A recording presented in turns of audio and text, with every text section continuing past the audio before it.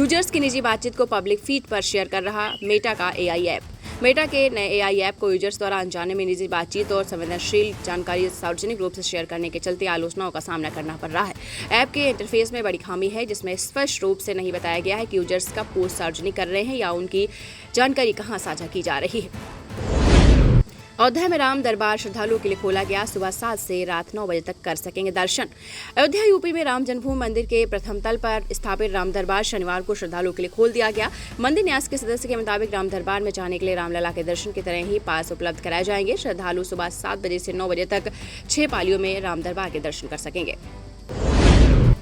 कौन है रोहिणी घावरी, जिन्होंने चंद्रशेखर आजाद पर उत्पीड़न के लगाए आरोप। भीम आर्मी चीफ चंद्रशेखर आजाद पर उत्पीड़न के आरोप लगाने वाली डॉक्टर रोहिणी घावरी एक पीएचडी स्कॉलर हैं। इंदौर एमपी की रहने वाली रोहिणी एक सफाई कर्मी की बेटी हैं, लेकिन 2019 में वह हायर एजुकेशन के लिए स्विट्जरलैंड गई थी। उन्होंने पीएचडी के लिए 1 करोड़ की स्कॉलरशिप हासिल की थी। रोहिणी स्विट्जरलैंड में ही जॉब कर रही हैं। साहब मेरे बेटे को मार देगी बहू, एमपी में बेटे संग एसपी ऑफिस पहुंची महिला ने लगाई गुहार।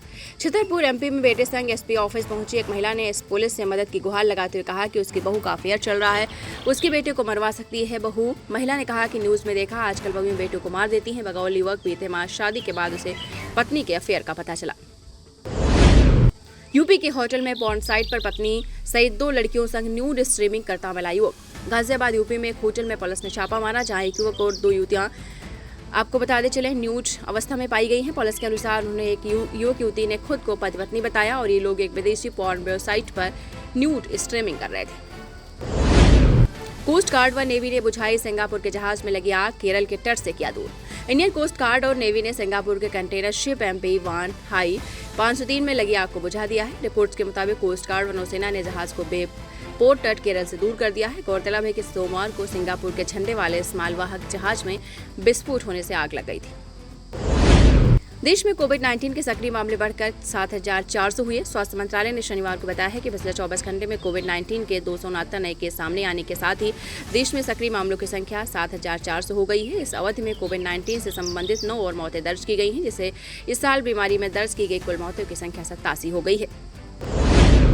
ईरान में रहने वाले भारतीयों के लिए दूतावास ने जारी किया हेल्पलाइन नंबर। ईरान और इजराइल में तनाव के बीच भारतीय दूतावास ने वहां रहने वाले भारतीयों के लिए हेल्पलाइन नंबर जारी किया है। दूतावास ने कहा है कि इमरजेंसी की स्थिति में 9128109115 और 9128109109 पर संपर्क कर सकते हैं। बकौल दूतावास सभी भारतीय अपने घरों के अंदर रहें और इमरजेंसी होने पर सफर करें। बिहार में पत्नी ने पति को मायके बुलाकर की मारपीट, दूध में जहर देकर की उसकी हत्या।